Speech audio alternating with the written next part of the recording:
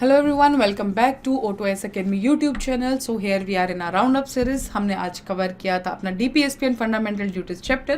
Now we will solve some questions. तो हमने particularly यही कंसेप्ट चला है कि अभी तक आपने मे बी सारे के सारे टॉपिक्स रिवाइज कर लिए होंगे जो हमने सुबह डिस्कस किए थे.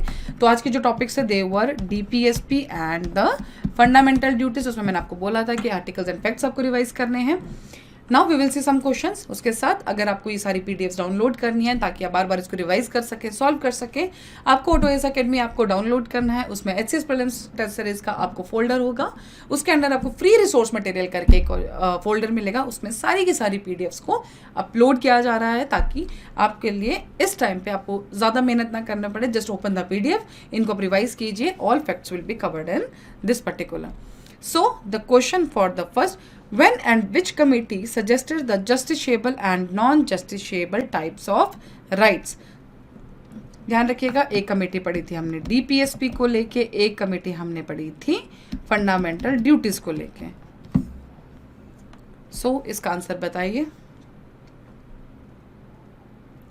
सो the answer for this is a Sapru committee. अगर फंडामेंटल ड्यूटी के साथ पूछा गया तो it was the Swaran Singh committee. तो सप्रू कमेटी 1945 में उन्होंने individual right, justiciable, non justiciable rights की बात की थी.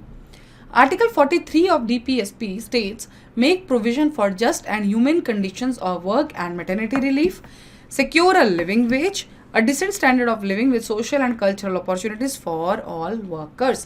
अब आपको बताना है कि आर्टिकल 43 में क्या मेंशन्ड है. एंड ये आप तभी बता सकते हैं अगर आपके जो 43 के अंडर जो प्रोविजंस थे वो आपको क्लियर हैं. इसलिए try to answer this particular question.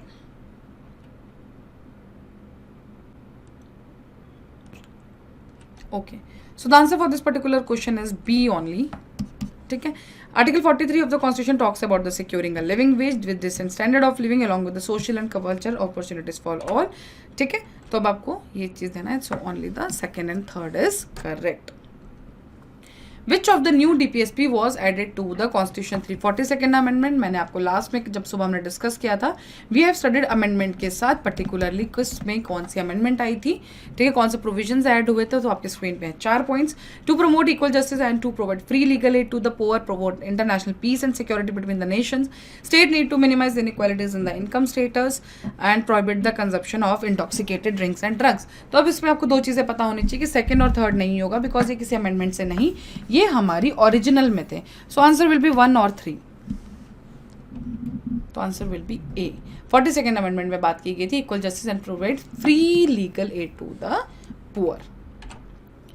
ठीक है. तो 42nd अमेंडमेंट में क्या क्या आया था. To secure opportunities for the healthy development of children, promote equal justice and free legal aid, secure the participation of worker in the management of industry and protect and improve the environment and the safeguard forest and the wildlife. ये कहा आया था 42nd. तो अगर आपको अभी याद नहीं है तो जो हमने लास्ट में स्लाइड्स मेंशन की थी 42nd, 44 एंड 86, 97th अमेंडमेंट्स को लेके प्लीज उसको जाके रिवाइज कीजिए. That is very very important. Which of the following provision of Indian Constitution has or have been borrowed from the Irish Constitution? ठीक है. तो अगर आपको सोर्सेज याद हैं तो देखिएगा, DPSP nomination of the Rajya Sabha and the method of election of president. Okay, so the answer for this particular question is, बताइए. सोचिए, means the thing is you should know this particular answer because I think sources of the constitution तो आपने पढ़े होंगे. So answer is D. ये सारी की सारी चीज़ें कहाँ से ली गई हैं, हमारे आयरलैंड से ही ली गई हैं. Apart from the directives included in part 4, which of the following is are other directives contained in the constitution. Claims of SC and STs to services and post, directive for the development of the Hindi language, facilities for the instruction in mother tongue at the primary stage. तो आपको बताना है कि इनमें से कौन, because this particular fact was थोड़ा उसमें नहीं था, इसलिए क्वेश्चन फॉर्म में we will discuss this. So the answer is C. ये तीनों के तीनों पॉइंट्स जो हैं दीज आर द DPSPs जो 36 से 51 में इंक्लूडेड नहीं है but are in the constitution. ठीक है.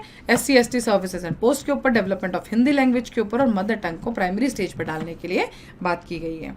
Next, the instrument of instructions contained in the Government of India 1935 have been incorporated in the Constitution of India in the year 1950. Fundamental right, DPSP, extent of executive power of state, या none of these. तो जब मैंने आपको discuss किया था, हमने source of DPSP, हमने 2 sources पढ़े थे, एक तो पढ़ा था आयरिश कॉन्स्टिट्यूशन और दूसरा पढ़ा था गवर्नमेंट ऑफ इंडिया का ये वाला पॉइंट। तो आंसर क्या आएगा? Answer will be B. ठीक है जी। The purpose of the inclusion of DPSP in the Indian Constitution is to establish political democracy, social democracy, Gandhian democracy and social and economic democracy. ये हमने discuss भी किया था सुबह, and this was a clear line which was told by me to you all. So मैंने आपको बताया था पॉलिटिकल डेमोक्रेसी के लिए फंडामेंटल राइट्स, ये सब हमने आइडियोलॉजीज देखी थी। क्या देखी थी? Socialist, Gandhian and liberal. लेकिन अगर डीपीएसपी की बात की गई so it is social and economic democracy. ठीक है जी। Which of the following articles of the DPSP deals with the uniform civil code for the citizen of India? Purely factual question. Okay, 3 आएगा। तो हमने पढ़ा था यूनिफॉर्म सिविल कोड किस में बात की है? आर्टिकल नंबर 44 में। ठीक है कि सबके लिए एक ही लॉ होना चाहिए। In case of marriage, divorce, इन सब चीज़ों में सिविल कोड जो है वो सेम होना चाहिए। एंड दिस वॉज अंडर हमारा लिबरल आइडियोलॉजी। ठीक है, ओके। सो बाकी आर्टिकल्स क्या थे? जो 47 उसमें मेंशन था, take steps to improve public health के लिए था, intoxicating drugs and injuries. 51 for the international peace and 48 A is to improve the environment. So these वो इसलिए क्योंकि ये इसमें पर्टिकुलरली आर्टिकल्स मेंशन थे। Which of the article in the constitution state the Gandhian principles? अब आर्टिकल अब तब जवाब दे सकते हैं अगर आपको सारी की सारी चीजें क्लियर होंगी तो। आर्टिकल से 40, 48, 41, 48, 42, 40. So answer is A. 40, 48 are based on the Gandhian ideology used to represent the program of reconstruction initiated by Gandhi during the national movement. 41 and 48. 40 and 48. It's not कि 40 से 48 सारे के सारे. Which of the following statement is false? Fundamental duties are given in part 4 of the Constitution. After the 42nd Constitutional Amendment, fundamental duties have been added to the Constitution of India. In 2002, after the 82nd Constitutional Amendment Act, another fundamental duty was added. Public Representation Act built in 1951. अब आपको बतानी है false. कौन कौन सी इसमें से false है statement? So fundamental duties कहाँ पे है? 4A में। 2002 में कौन सी अमेंडमेंट थी? 86th amendment. ठीक है, तो आंसर क्या आएगा हमारा? It's not C. ओके, और इसका आंसर क्या आएगा? इट्स भी पार्ट 4A है फंडामेंटल ड्यूटीज को लेके।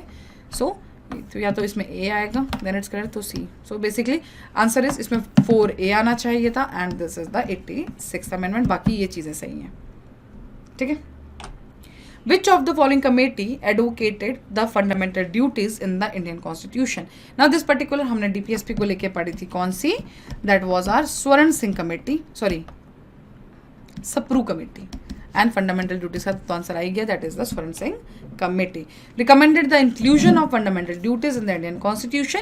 It stress that the citizen should become the conscious that in addition to the enjoyment of rights they also have certain duties is perform as well. मतलब एक सिक्के के 2 पहलू, एक साइड आपके पास राइट हैं तो एक साइड आपके पास ड्यूटीज भी हैं, तो आपको दोनों साथ ही फॉलो करने पड़ेंगे। ठीक है, तो क्या हुआ था? पार्ट 4A में आया था, 51A था। So these are the things which are added. Consider the following statements with respect to the prevention of insult to the National Honor Act. हमने डिस्कस किया था। It was enacted to implement the fundamental duty under 51A. It was enacted before the Flag Code of India. It prevents the disrespect to the national flag, national anthem and the Constitution. Correct answer आपको बताना है। ये हमने already discuss भी किया था। So, what will be the answer for this particular question? Try करो। थोड़ा सा ईयर्स पे ध्यान रखिए कि कब फंडामेंटल ड्यूटी ऐड हुई थी, कब नेशनल ऑनर एक्ट आया था।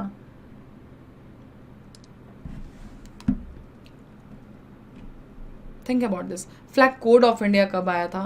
तो जो हमने स्टार्टिंग में डिस्कस किया था कि हाँ कभी कभी ईयर वाइज भी क्वेश्चंस आते हैं, तो ये बात उसी के ऊपर है।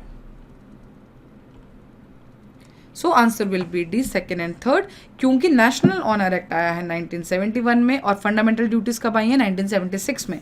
तो जो चीज़ पहले आ चुकी है वो किसी चीज़ को अप्लाई कैसे कर सकती है? ठीक है। And flag code of India कब आया था? हमारा 2002 में। ठीक है जी। तो ये फर्स्ट स्टेटमेंट इसलिए गलत होगी क्योंकि नेशनल ऑनर एक्ट पहले आ चुका था, तो फंडामेंटल ड्यूटी को कैसे अप्लाई करेगा।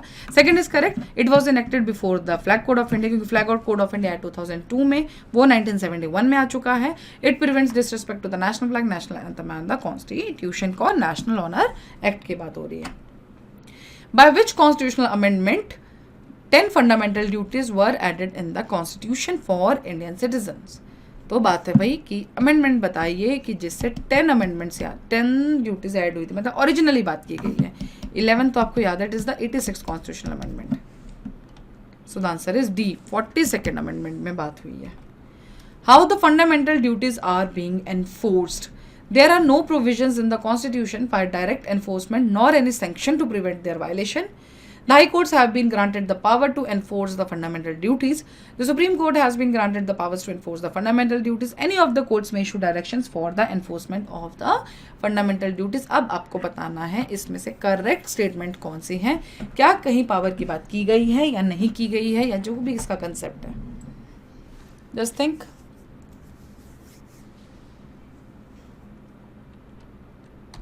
सो the answer is A, because there are no provision, fundamental उसमें कुछ भी नहीं लिखा गया था। एनफोर्सिबिलिटी के लिए बाद में लॉज पास हुए हैं, एक्ट्स पास हुए जो हमने डिस्कस भी किए।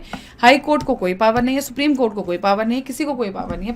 पावर किसके पास एनफोर्स करने के लिए फाइनली, तो उसके बाद पार्लियामेंट के पास ही पावर है कि वो लॉ बना दें। So that's all with the questions of the DPSP and fundamental duties.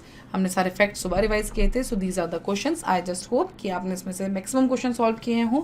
ठीक है, सारे सॉल्व किए हैं means you are up to date with this particular topic. आप कुछ नहीं बचा इसमें पढ़ने के लिए। सेकेंडली, अगर कुछ मिस हुआ है तो एक बार फिर से जाके फैक्ट्स को रिवाइज कीजिए, डाउनलोड कीजिए आप उसमें से, ऑटोएस अकेडमी आप डाउनलोड करो, उसमें से आप पर्टिकुलर पीडीएफ्स को डाउनलोड कीजिए। I have told you in starting also कि आपको एससीएसटी प्रीलिम्स पे जाना है, उसके अंदर फ्री रिसोर्स मटेरियल होगा, वहाँ से आपको डाउनलोड करके रिवाइज कीजिए, सॉल्व कीजिए। अगर सॉल्व करने के बाद भी आपको लगता है कि कुछ कमी है, then revise the PDF. Thank you so much. Will continue this with series further topics के साथ। Thank you so much.